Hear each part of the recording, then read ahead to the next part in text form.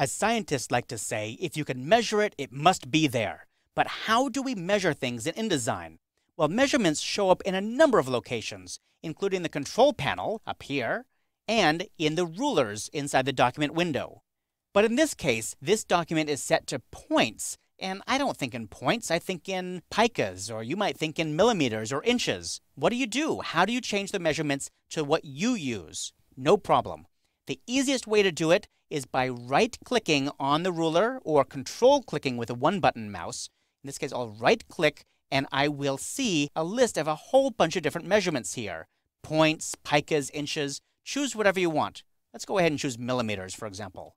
When I choose millimeters, you'll see that all my horizontal measurements are now in millimeters. Even up here in the control panel, the horizontal measurements are millimeters, but the vertical measurements are still in points.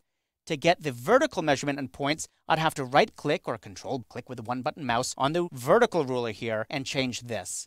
Or, if I want to change both the horizontal and the vertical ruler at the same time, I would right-click on the place that the rulers intersect, that little corner in the upper left corner of this document window. I'll right-click on that, and you can see a whole bunch of measurements here. And if I change this to, let's say, inches, now everything is in inches.